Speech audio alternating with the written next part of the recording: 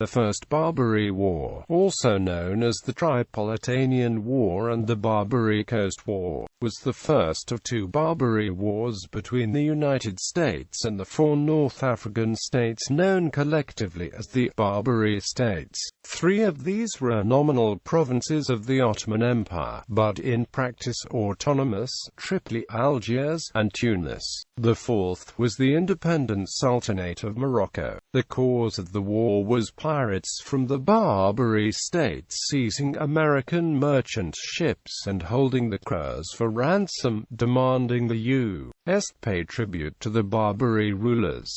United States President Thomas Jefferson refused to pay this tribute.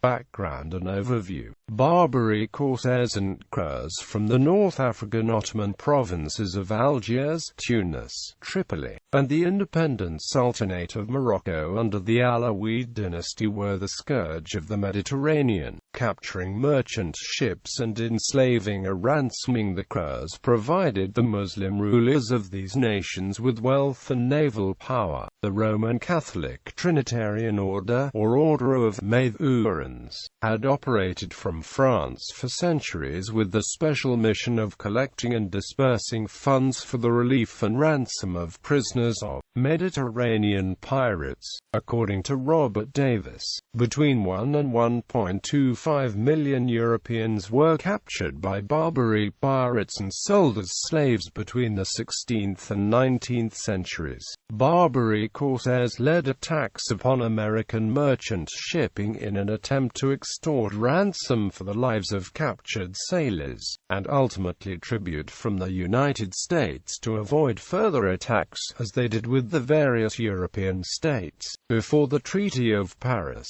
which formalized the United States' independence from Great Britain, U.S. shipping was protected by France during the Revolutionary years under the Treaty of Alliance. Although the treaty does not mention the Barbary States in name, it refers to common enemies between both the U.S. and France. As such, piracy against U.S. shipping only began to occur after the end of the American Revolution, when the U.S. government lost its protection under the Treaty of Alliance. This lapse of protection by a European power led to the first American merchant ship being seized after the Treaty of Paris. On the 11th of October 1784, Moroccan pirates seized the brigantine Betsy. The Spanish government negotiated the freedom of the captured ship and crew. However, Spain offered advice to the United States on how to deal with the Barbary States. The advice was to offer tribute to prevent further attacks against merchant ships. The U.S. Minister to France, Thomas Jefferson, decided to send envoys to Morocco and Algeria to try to purchase treaties and the freedom of the captured sailors held by Algeria. Morocco was the first Barbary Coast state to sign a treaty with the U.S. on the 23rd of June 1786. This treaty formally ended all Moroccan piracy against American shipping interests. Specifically, Article 6 of the treaty states that if any Americans captured by Moroccans or other Barbary Coast states docked at a Moroccan city, they would be set free and come under the protection of the Moroccan state. American diplomatic action with Algeria, the other major Barbary Coast state, was much less productive than with Morocco. Algeria began piracy against the U.S. on the 25th of July 1785 with the capture of the schooner Maria and Dauphin a week later. All four Barbary Coast states demanded $660,000 each. However, the envoys were given only an allocated budget of $40,000 to achieve peace. Diplomatic talks to reach a reasonable sum for tribute for the ransom of the captured sailors struggled to make any headway. The crews of Maria and Dauphin remained in captivity for over a decade, and soon were joined by crews of other ships captured by the Barbary States. In 1795, Algeria came to an agreement that resulted in the release of 115 American sailors they held, at a cost of over $1 million. This amount totaled about one-sixth of the entire U.S. budget, and was demanded as tribute by the Barbary States to prevent further piracy. The continuing demand for tribute ultimately led to the formation of the United States Department of the Navy, founded in 1798 to prevent further attacks upon American shipping and to end the demands for extremely large tributes from the Barbary States. Various letters and testimonies by captured sailors describe the captivity as a form of slavery, even though Barbary Coast imprisonment was different from that practiced by the U.S. and European powers of the time. Barbary Coast prisoners were able to obtain wealth and property, along with achieving status beyond that of a slave. One such example was James Leander Cathcart, who rose to the highest position a Christian slave could achieve in Algeria, becoming an advisor to the Bey. Even so, most captives were pressed into hard labor in the service of the Barbary pirates, and struggled under extremely poor conditions that exposed them to vermin and disease.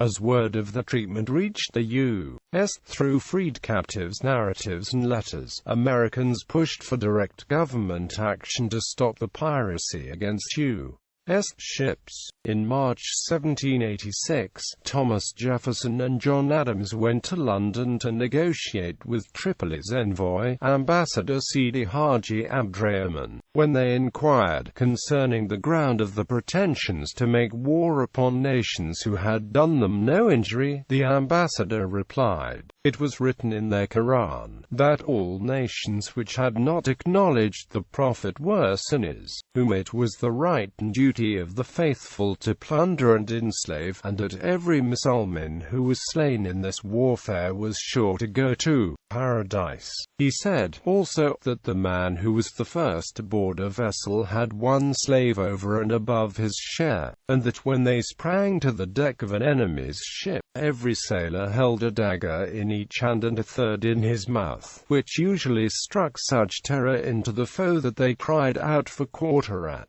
once. Jefferson reported the conversation to Secretary of Foreign Affairs John Jay, who submitted the ambassador's comments and offer to Congress. Jefferson argued that paying tribute would encourage more attacks. Although John Adams agreed with Jefferson, he believed that circumstances forced the U.S. to pay tribute until an adequate navy could be built. The U.S. had just fought an exhausting war, which put the nation deep in debt. Federalist and anti-federalist forces argued over the needs of the country and the burden of taxation. Jefferson's own Democratic Republicans and anti-Navalists believed that the future of the country lay in westward expansion, with Atlantic trade threatening to siphon money and energy away from the new nation, to be spent on wars in the Old World. The U.S. paid Algiers the ransom, and continued to pay up to $1 million per year over the next 15 years for the safe passage of American ships and the return of American hostages. A $1 million payment in ransom and tribute to the privateering states amounted to approximately 10% of the U.S. government's annual revenues in 1800. Jefferson continued to argue for cessation of the tribute, with rising support from George Washington and others. With the recommissioning of the American Navy in 1794 and the resulting increased firepower on the seas, it became increasingly possible for America to refuse paying tribute, although by now the long-standing habit was hard to overturn. Declaration of war and naval blockade. Just before Jefferson's inauguration in 1801, Congress passed naval legislation that, among other things, provided for 6 frigates that shall be officered and manned as the President of the United States may direct. In the event of a declaration of war on the United States by the Barbary powers, these ships were to protect our commerce and chastise their insolence by sinking, burning and destroying the ships and vessels wherever you shall find them. On Jefferson's inauguration as president in 1801, Yusuf Karamanli, the Pasha of Tripoli, demanded $225,000 from the new administration. Putting his long-held beliefs into practice, Jefferson refused the demand. Consequently, on 10 May 1801, the Pasha declared war on the U.S. not through any formal written documents but in the customary Barbary manner of cutting down the flagstaff in front of the U.S. consulate. Algiers and Tunis did not follow their ally in Tripoli. Before learning that Tripoli had declared war on the United States, Jefferson sent a small squadron, consisting of 3 frigates and 1 schooner, under the command of Commodore Richard Dale with gifts and letters to attempt to maintain peace with the Barbary powers. However, in the event that war had been declared, Dale was instructed to protect American ships and citizens against potential aggression, but Jefferson insisted that he was unauthorized by the Constitution, without the sanction of Congress, to go beyond the line of defense. He told Congress, "I communicate all material information on this subject, that in the exercise of this important function, confided by the Constitution to the legislature exclusively, the judgment may form itself on a knowledge and consideration of every circumstance of weight."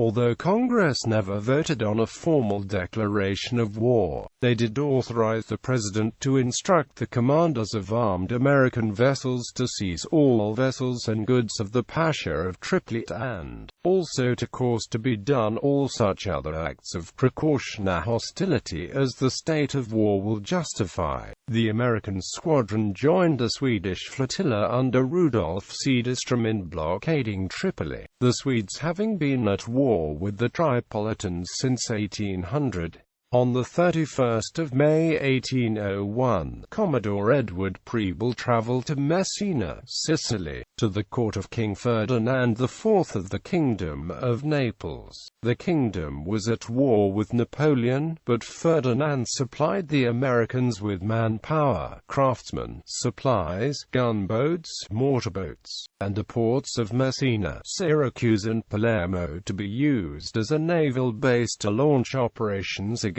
Tripoli, a port-walled fortress city protected by 150 pieces of heavy artillery manned by 25,000 soldiers, assisted by a fleet of 10 10-gun brigs, 2 8-gun schooners, 2 large galleys, and 19 gunboats. The schooner Enterprise defeated the 14-gun Tripolitan corsair Tripoli after a one-sided battle on 1 August 1801. In 1802, in response to Jefferson's request for authority to deal with the pirates, Congress passed an act for the protection of commerce and seamen of the United States against the Tripolitan cruisers, authorizing the President to employ such of the armed vessels of the United States as may be judged requisite for protecting effectually the commerce and seamen thereof on the Atlantic Ocean, the Mediterranean and adjoining seas. The statute authorized American ships to seize vessels belonging to the Bay of Tripoli, with the captured property distributed to those who brought the vessels into port.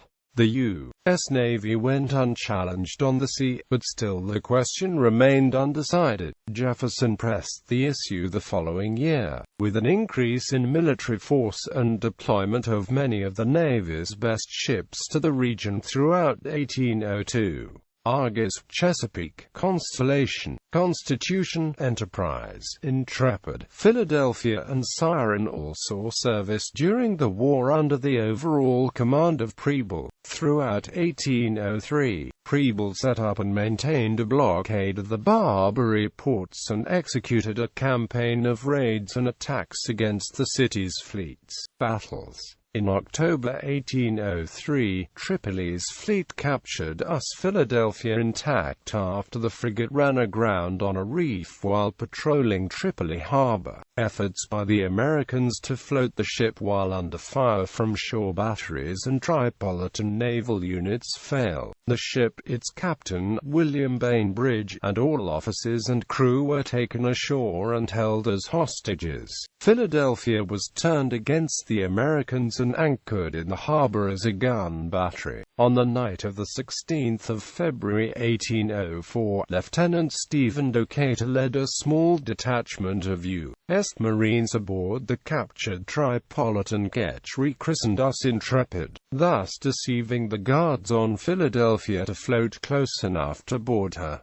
Decatur's men stormed the ship and overpowered the Tripolitan sailors. With fire support from the American warships, the Marines set fire to Philadelphia, denying her use by the enemy. British Admiral Horatio Nelson, himself known as a man of action and courage, reportedly called this the most bold and daring act of the age. Preble attacked Tripoli on 14 July 1804 in a series of inconclusive battles, including a courageous but unsuccessful attack attempting to use Intrepid under Captain Richard Summers as a fire ship, packed with explosives and sent to enter Tripoli harbor, where she would destroy herself and the enemy fleet. However, Intrepid was destroyed, possibly by enemy gunfire, before she achieved her goal, killing Summers and his entire crew. The turning point in the war was the Battle of Derna. Ex-Consul William Eaton, a former Army captain who used the title of General, and U.S. Marine Corps First Lieutenant Presley O'Bannon led a force of 8 U.S. Marines and 500 mercenaries, Greeks from Crete, Arabs, and Berbers on a march across the desert from Alexandria, Egypt, to capture the Tripolitan city of Derna. This was the first time the United States flag was raised in victory on foreign soil. The action is memorialized in a line of the Marines' hymn, "The Shores of Tripoli." The capturing of the city gave American negotiators leverage in securing the return of hostages and the end of the war.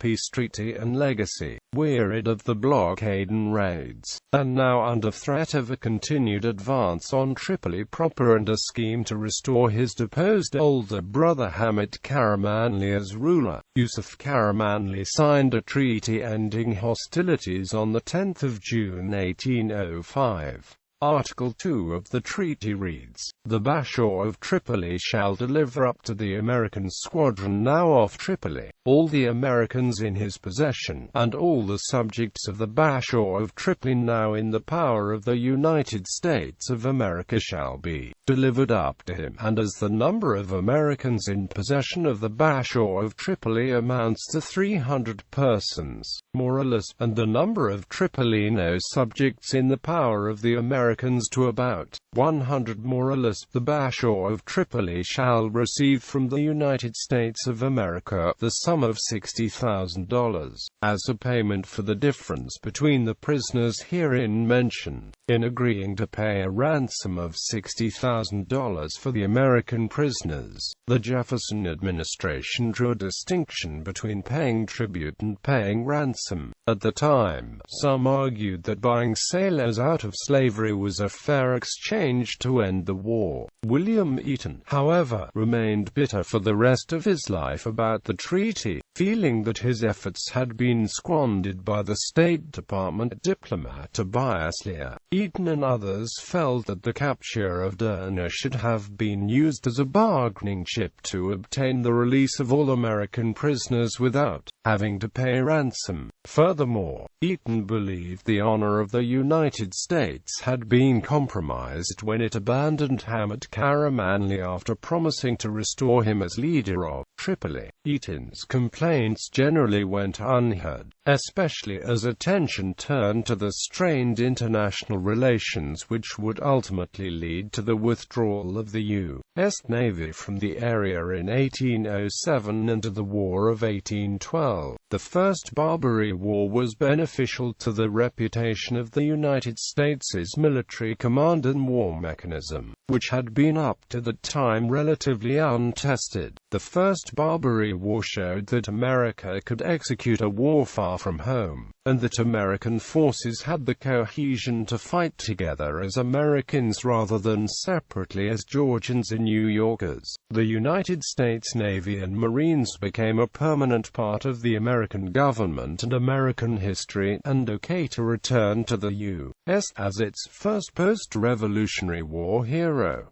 However, the more immediate problem of Barbary piracy was not fully settled. By 1807, Algiers had gone back to taking American ships and seamen hostage. Distracted by the preludes to the War of 1812, the U.S. was unable to respond to the provocation until 1815, with the Second Barbary War, in which naval victories by Commodores William Bainbridge and Stephen Decatur led to treaties ending all tribute payments by the U.S. Monument. The Tripoli Monument, the oldest military monument in the U.S., honors the American heroes of the First Barbary War: Master Commandant Richard Summers, Lieutenant James Caldwell, James Decatur, Henry Wadsworth, Joseph Israel, and John Dorsey. Originally known as the Naval Monument, it was carved of Carrara marble in Italy in 1806 and brought to the U.S. on-board Constitution. From its original location in the Washington Navy Yard, it was moved to the West Terrace of the National Capitol and finally, in 1860, to the U.S. Naval Academy in Annapolis, Maryland.